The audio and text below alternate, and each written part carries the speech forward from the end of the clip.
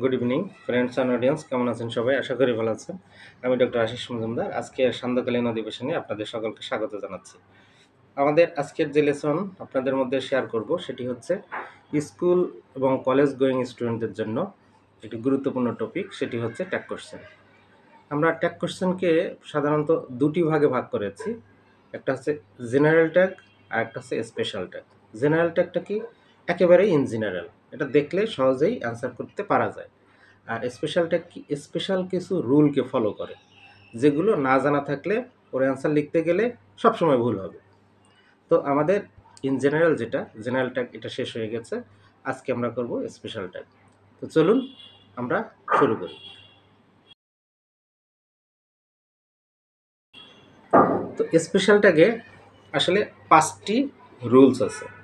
5টি রুলের মধ্যে আমি একটি করে এখন বলবো।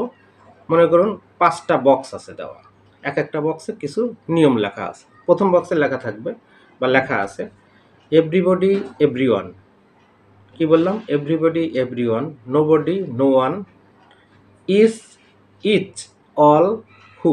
এই 5-6টি শব্দ যদি থাকে কোনো কোনো বাক্যের মধ্যে, এটাকে যদি ট্যাগ কোশ্চেন করতে বলা হয়, তাহলে আগেই সাবজেক্ট হিসেবে দেকে ব্যবহার করতে হবে।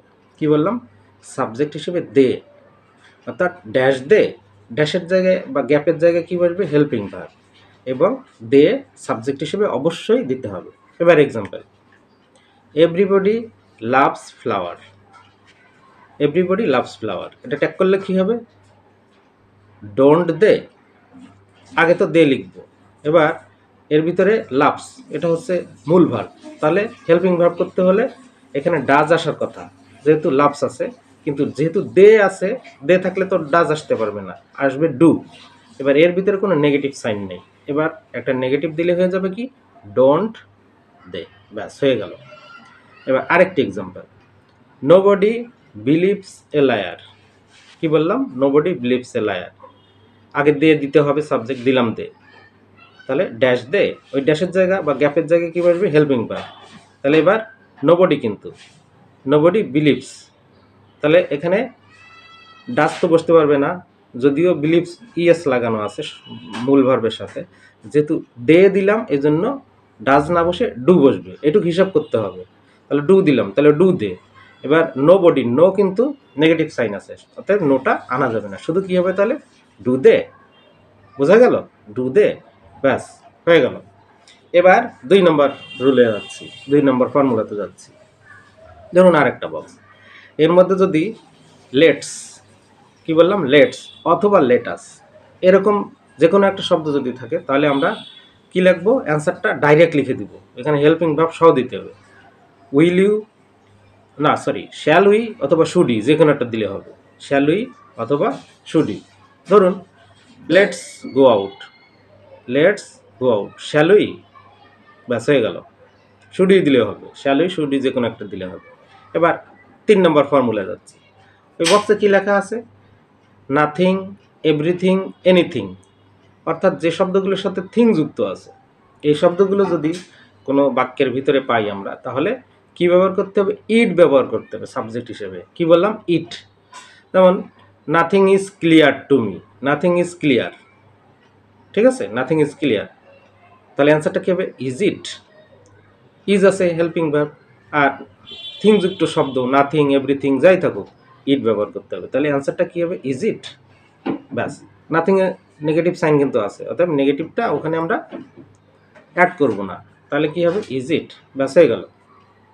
এবার যদি থাকে there is no, there is no, হ্যাঁ, there is no confusion about it, যদি এরকম থাকে there is no confusion about this matter. এবার যদি বলে ট্যাগ করো, দেয়ার ইজ নো, এটা থাকলে কি হবে? অ্যান্সারটা ইজ দেয়ার, নেগেটিভ কিন্তু আছে, অর্থাৎ ইজ দেয়ার, ব্যাস হয়ে গেল।